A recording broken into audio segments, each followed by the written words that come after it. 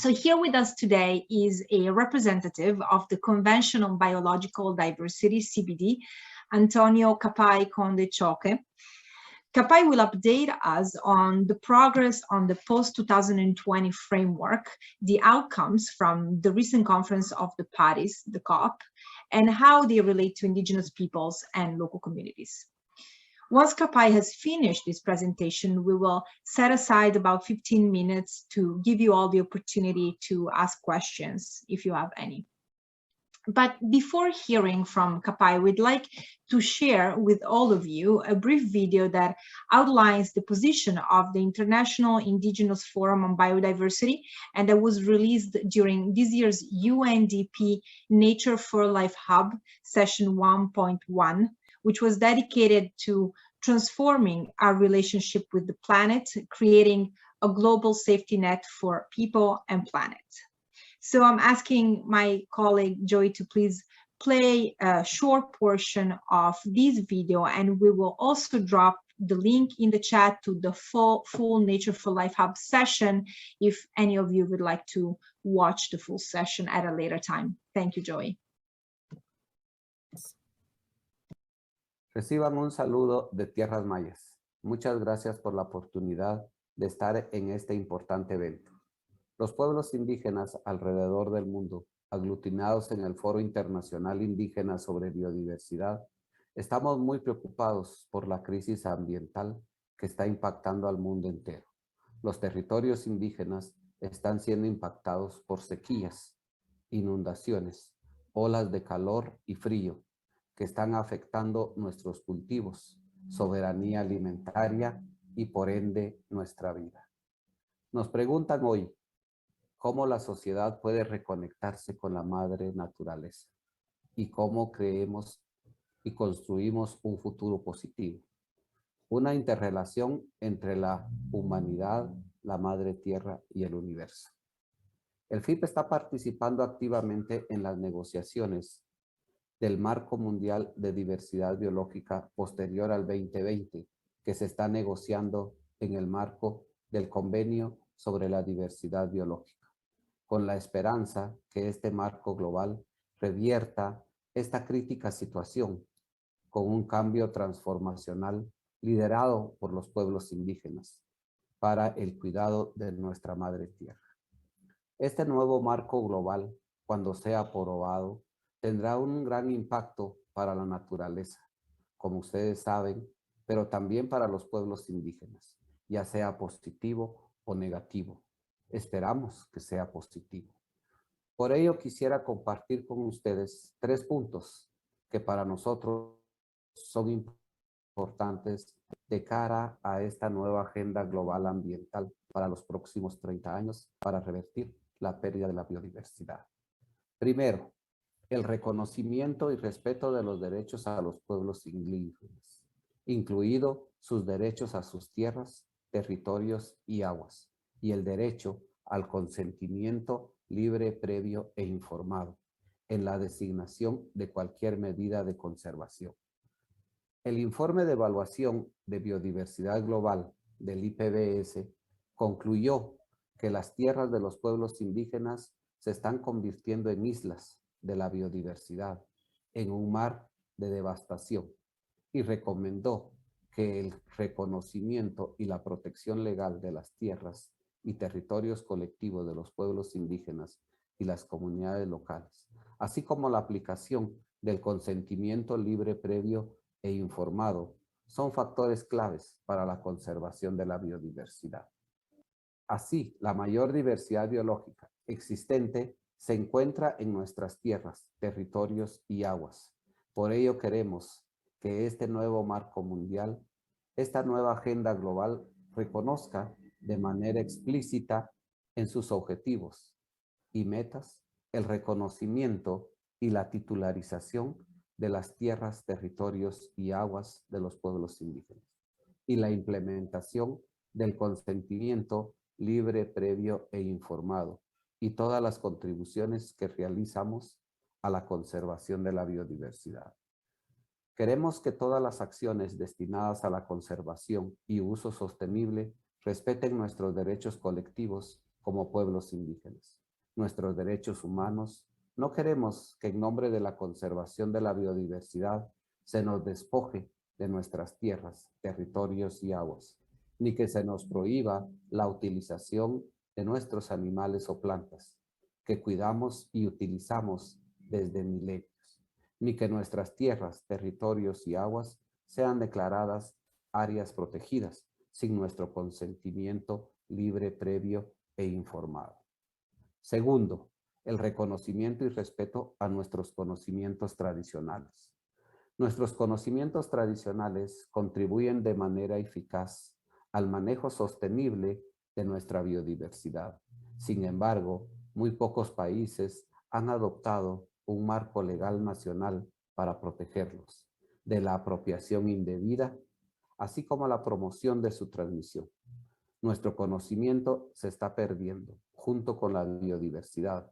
Por ello, consideramos fundamental que se consideren acciones positivas para su transmisión y recuperación. Tercero, la participación plena y efectiva de los pueblos indígenas en la toma de decisiones. Vivimos en áreas más ricas en biodiversidad, por ello es importante que se asegure la participación plena y efectiva en los procesos de toma de decisión de la biodiversidad. En el marco global de biodiversidad posterior al 2020, nos ofrece la oportunidad de que las partes del convenio sobre diversidad biológica adopten compromisos de trabajar con los pueblos indígenas en forma conjunta, en base al respeto y donde se incluya nuestra participación plena y efectiva en la implementación del marco a nivel local, nacional e internacional. Así es como desde el FIP los invitamos a reconectarse con nuestra madre tierra y crear un futuro positivo para el planeta y todos los seres que en él cohabitamos. Gracias, Mateo Chivé. And there you have it. It's time for us to... Thank you, Joy, for sharing this video. So before leaving the floor to Qapaj, I'd like to share a couple of words about his impressive background. Qapaj is the Associate Program Management Officer in the Peoples and Biodiversity Unit at the Secretariat of the Convention on Biological Diversity, CBD. He previously served as Indigenous Fellow in the World Intellectual Property Organization in 2013 and 14, and Legal Officer in the Centro de Estudios Multidisciplinarios, Aymara, in 2016 and 2017. In addition, as a member of the Red de Jóvenes Indígenas, Latin America and the Caribbean, he served as a co-chair of the Global Indigenous Youth Caucus in 2017 and 2018. Qapaj studied law at the Universidad Mayor de San Andrés. He holds a Master's of Laws from the University of Seville and a Doctor of Juridical Sciences from the Indigenous Peoples Law and Policy Program at the University of Arizona. So Qapaj, it's an honor to have you here with us today. Thank you for joining us. The floor is yours. Thank you for the kind introduction, and thank you for having me. Let me share my screen.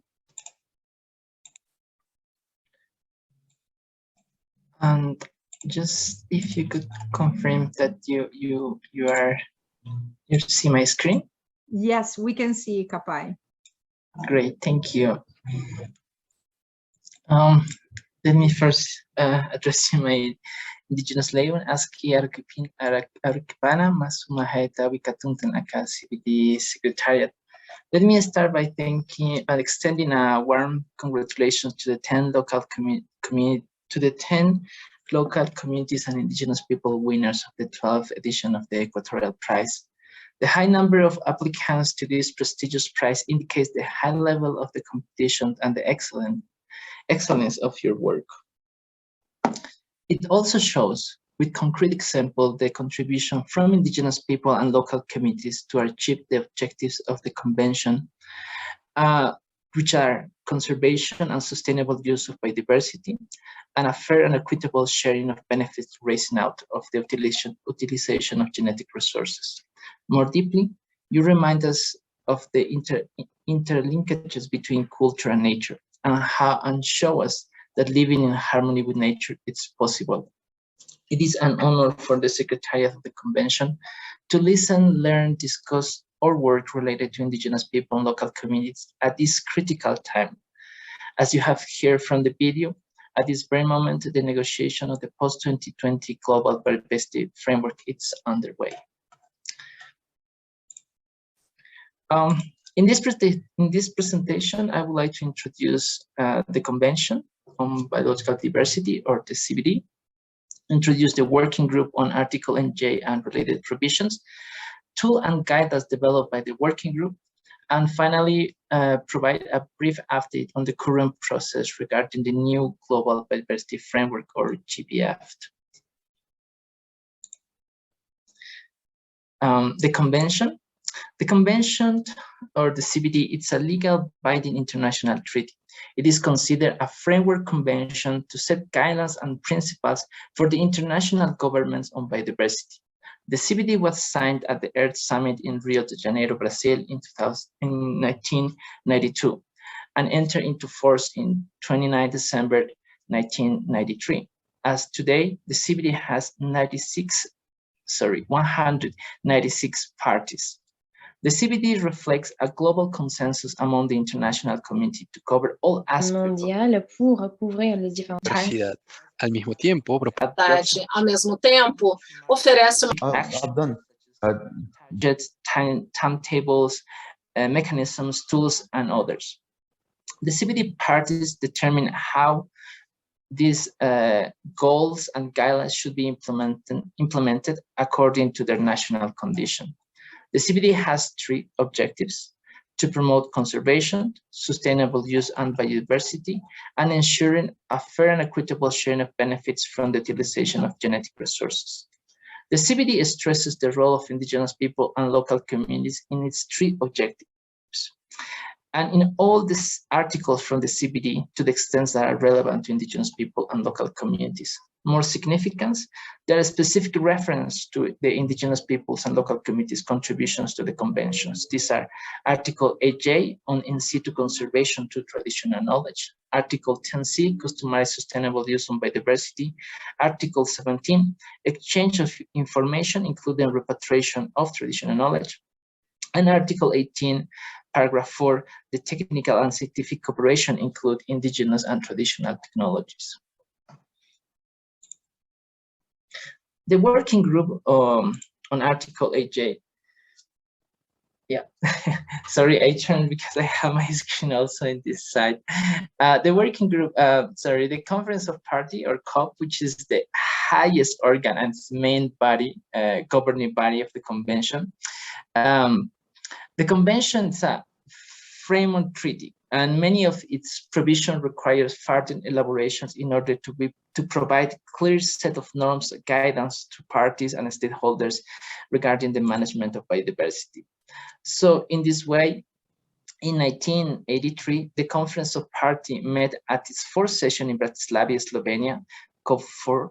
COP4 decided to establish an ad hoc open-ended intersessional working group to address the application of Article 8J and related provisions. So the four articles that I mentioned previously.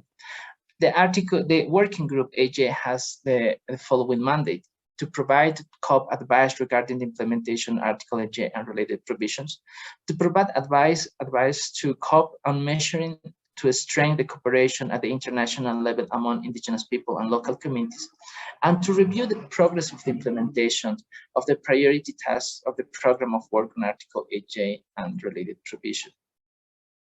In 2000, the working group on Article 8J met at its first time in Seville, Spain. From 2000 to 2019, the working group has met 11 times, and its conclusions and recommendations have been central for the COP, and particularly to protect nature and enhance the participation of Indigenous peoples and local communities in the CBD process. Among the highlights or mechanisms established for Indigenous peoples, these are that they are registered under the category Indigenous people and local communities in all the CBD meetings. There is a strong capacity building program with a focus on Article 8J and traditional knowledge. And there is a voluntary fund mechanisms for the participation of indigenous people in the CBD process. There are also specific characteristics for IPLC participation during the 8J meetings. These are that they could nominate an indigenous or local community representative to co-chair the meeting and assist the and this is also being assisted by 7 indigenous people, local communities representatives who could participate as friends of the Bureau. IPLC could also co-chair sub-working groups within the session of the 8J meeting, the working group on Article 8J. And finally, IPLCs have the opportunity to make the intervention in all agenda items during the session. Just a little comment on this. After COP15, which will take place next year in April, there will be a discussion on the CBD future work of on the program of work on Article 8J, and this also incorporates the discussion on institutional arrangement. In this case, regarding the working group, it will determine its objectives. It will also determine the new institutional arrangements, and at the very moment there are 3 different options to keep the working group as it is, an ad hoc in nature working group, to establish a permanent body, or to integrate indigenous people and local community issues in all other subsidiary bodies established for within the CBD. The Conference of Parties requests the Secretariat to facilitate an online forum and exchange views on possible institutional arrangements, and those are so far the possible arrangement, which is again includes the integration of the 8J and indigenous people issues in other bodies of the convention, continuation of the working group in its ad hoc nature, on establishing a permanent body for indigenous people and local communities. The International Indigenous Forum on Biodiversity supports the participation of indigenous people and local communities in the CBD. It was established in 1996 during the 3rd meeting of the Conference of Parties in Buenos Aires, and the IFB serves as a caucus meeting who meets before, during the CBD meetings, as we could hear from current co-chair Ramiro Batzin in the video. They do provide a platform to allow IPLCs or indigenous people and local communities to discuss the CBD documents, address the draft decision, and deciding on common positions before the meetings. That also, the IFB also helps in select different representatives in relations to be co-chairing the 8J session, and they deliver a statement, agree statements in plenary sessions or working group sessions.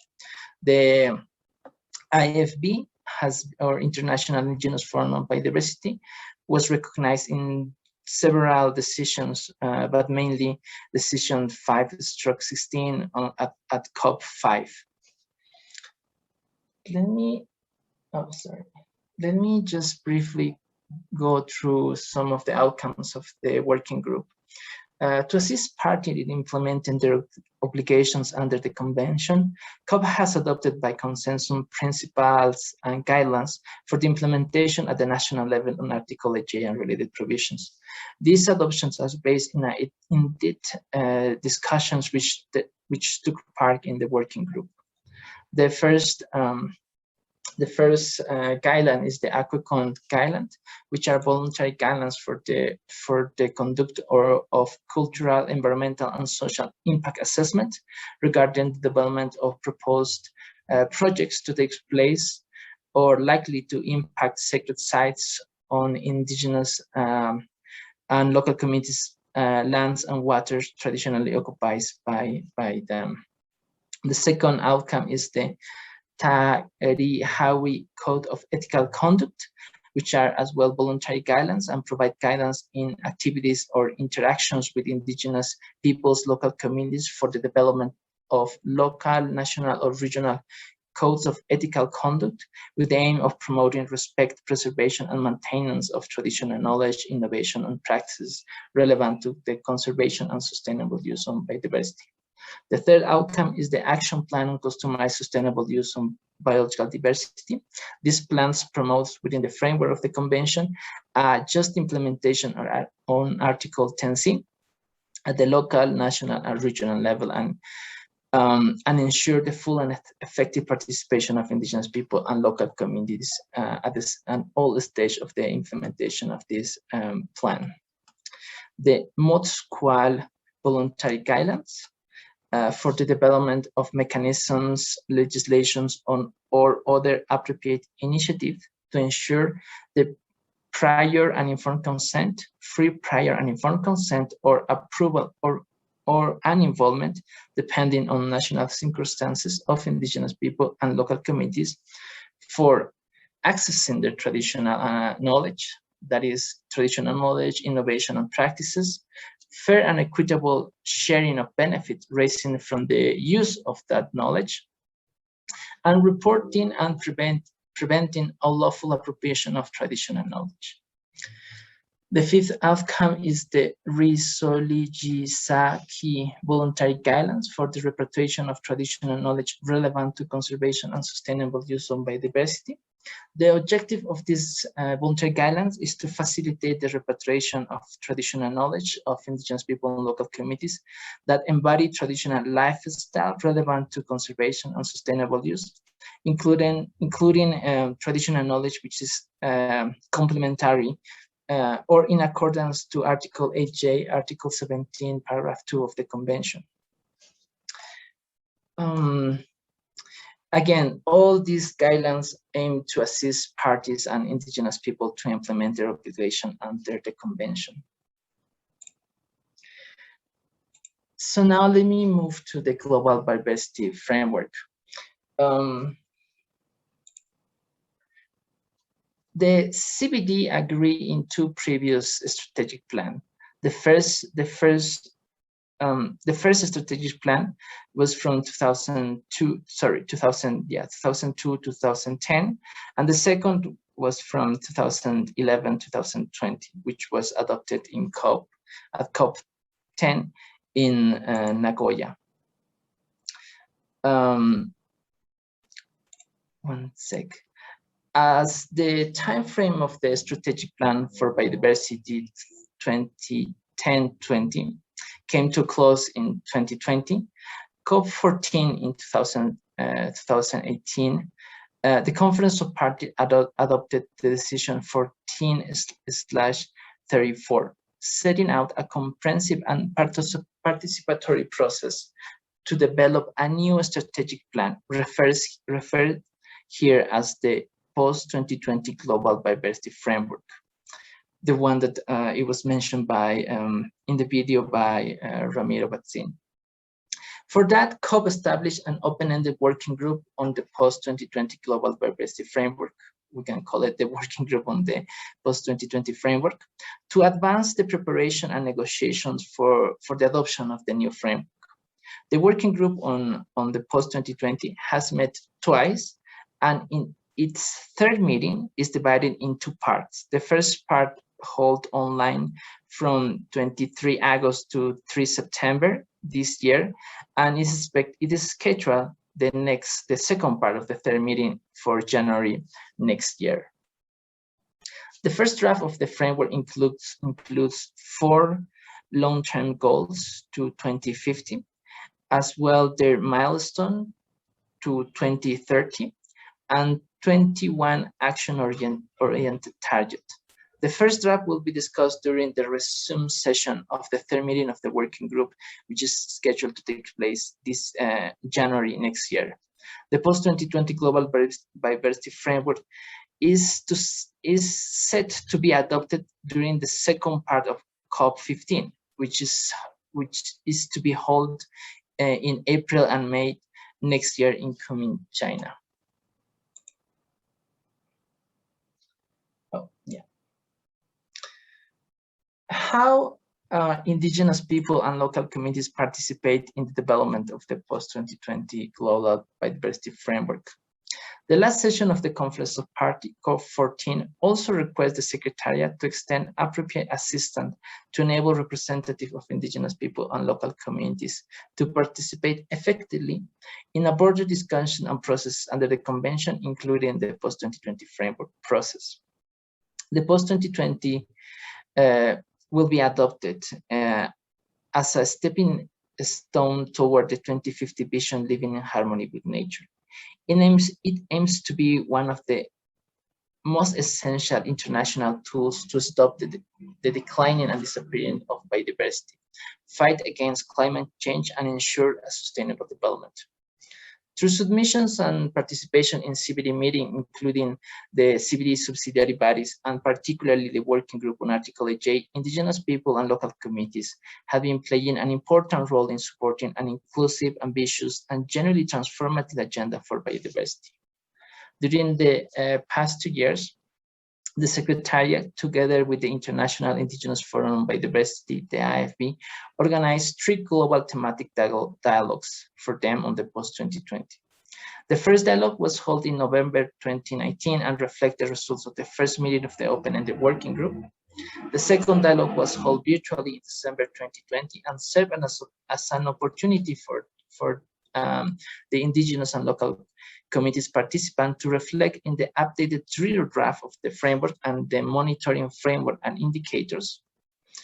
And the most recent dialogue was the third dialogue, which was held virtually in August this year. The third dialogue was attended by 21 governments, 27 indigenous people organizations, 2 intergovernmental organizations, 13 NGOs, 10 UN organizations, and 1 academic organization. Over the 4 days, we had around 300 participants. It provided an opportunity for indigenous people and local communities and representatives of parties and governments to exchange views on further development of the post-2020 framework, including the first draft, with a specific focus on traditional knowledge, which is addressed in Target 20, customary sustainable use, addressed in Target 4, 5, 9, and 10, contribution of indigenous people and local communities, land, territories, waters toward area-based conservation, Targets 1, 2, and 3, equitable participation, Target 21, and access to benefit sharing, Goal C, Target 8, 13, and 17. As mentioned earlier, the CBD has established a voluntary funding mechanism to facilitate the participation of the IPLCs, or indigenous people and local communities representatives. In 2020, the voluntary fund supported 14 indigenous people and local community representatives to take part in the first meeting of the working group in Rome, February 2020. During this year, the voluntary fund was extended to facilitate the online participation of IPLC's representative in the first part of the 3rd meeting of the working group, which was held virtually in August and September this year. A total of 8 indigenous people and local community representatives were offered technical support and provide equipment to facilitate internet connectivity during the meeting. The last meeting of the working group, we have around 150 indigenous people and local communities and non-governmental organization delegates attending the online meeting. Currently, the voluntary fund is open to receive applications from indigenous people and local communities to participate in the second part of the open-ended working group, which is taking place next year in January. Finally, let me move to the outcomes of the first part of COP15. And it was decided by the COP Bureau that COP15 took place in 2 parts. The first part took place from 11 to 15 October, and it took place online with a limited in-person presence in Kunming, China. The Conference of Parties set the stage for the adoption of the post-2020 Global Biodiversity Framework at the second part in April next year. The outcomes of COP15 includes the adoption of the Kunming Declaration by the high-level segment which countries committed to negotiate an effective framework. The Cumin Declaration, in its paragraph 5th, commits the international community to, open quotes, improve the effectiveness and increase the coverage, global area-based conservation, recognizing the right of indigenous people and local communities, and ensure the full and effective participation, end of quote. Another outcome was the establishment of the Cumin Biodiversity Fund by the government of China. Yep. Oh, sorry. I think I click. Yeah, sorry, just to conclude, for the Secretariat, it extends its appreciation to the UN Development Program for organizing the 12th edition of the Equatorial Prize. For the Secretariat, the tremendous experience and work recognized by the Equatorial Prize are a testament to the contribution of indigenous people and local communities toward the goals of the new post-2020 Global Diversity Framework toward the 2050 vision living in harmony with nature. It is clear that the effective response to the environmental crisis depends on recognition of indigenous people leadership's role and contributions in biodiversity conservation. Thank you, and Halialia. Thank you so much, Qapaj, for this wonderful presentation. I'm correcting my Castilian Spanish accent here on your name. Apologies for not pronouncing it properly in the beginning.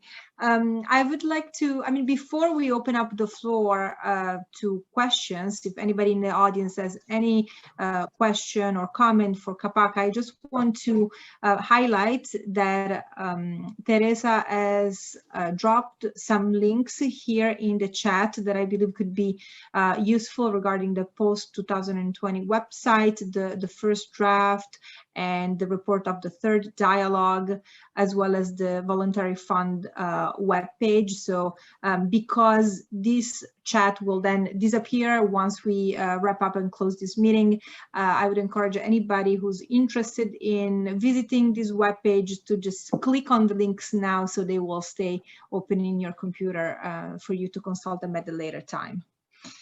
And thank you, Teresa, for sharing the links.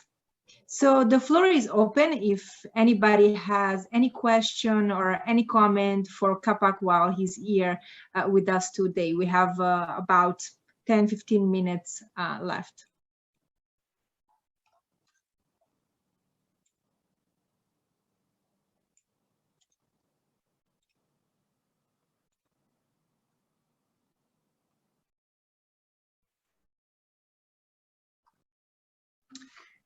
While our winners and others here are thinking, I wanted to thank Qapaj. Thank you so much, and pose a question. Qapaj, can you address how can indigenous peoples and local communities access the Voluntary Fund for participation? Yes, please. Thank you. Yes, thank you.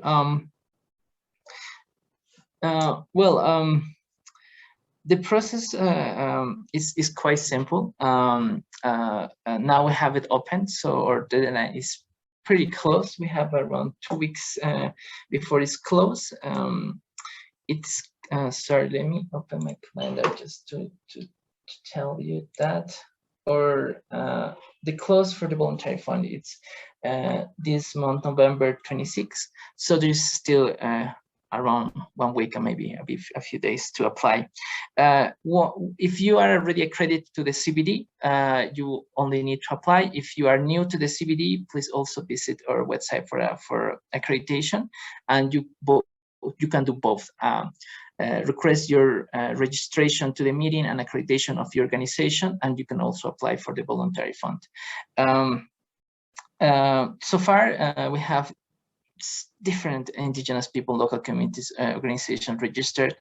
There's some flexibilities for IPLCs to accredit them themselves. And yeah, actually Teresa is the one who leads the accreditation and registration of IPLCs. So feel free to contact us.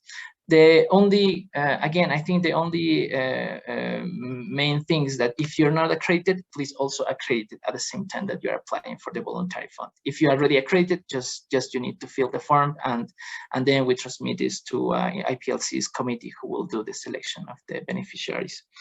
Just also to additional comment, yeah.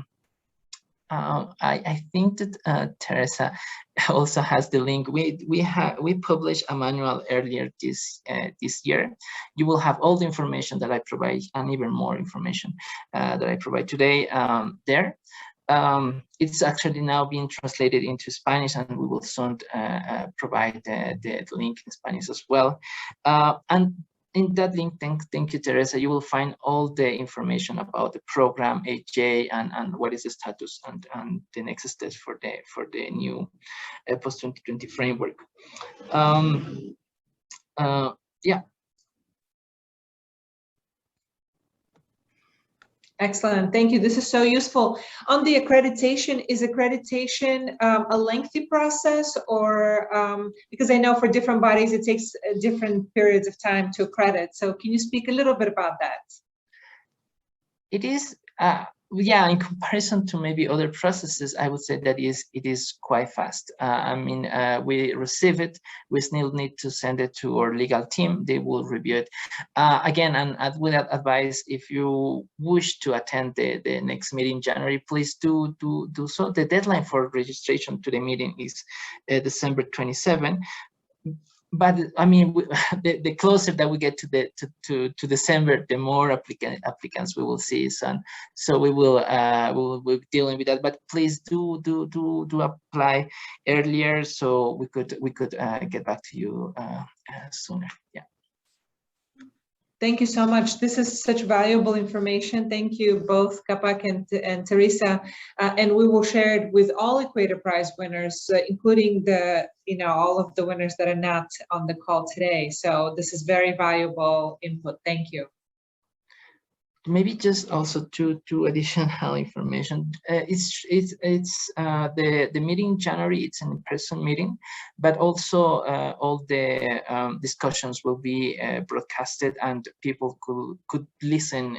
To have a platform. It's called Interaction. It allows to access the interpretation and be part of the meeting. You won't be able to take the floor, but you will be able to be part of the meeting. Additionally, the IFB, which is the platform of the Indigenous people and local communities organizations, they also, I'm sure they will be happy to engage with the Equatorial Prizes organizations. Yeah, I'm sure that we will organize with them a caucus, a preparatory meeting, and you're all most welcome to join the preparatory meeting. Of course, those are for you, for you to decide your positions, to address, and also network with other organizations. So please benefit from the IFB meetings. Yeah. Thank you so much, Qapaj. This was really useful. And please note, everyone, that Teresa kindly dropped in the chat her own email address as well as Qapaj's email address. So I believe if you have questions around how to get accredited and how to apply to the voluntary fund, you can write them in email. But we will, on our side, as Nina mentioned, circulate this information to all of you with all the useful links. So hopefully you can apply on time within the deadline that Qapaj mentioned is November 26th. So it's coming up pretty soon, but there's still enough time for those of you who are interested. So thank you again. If there's any other questions, this would be the time. Please, the floor is still open.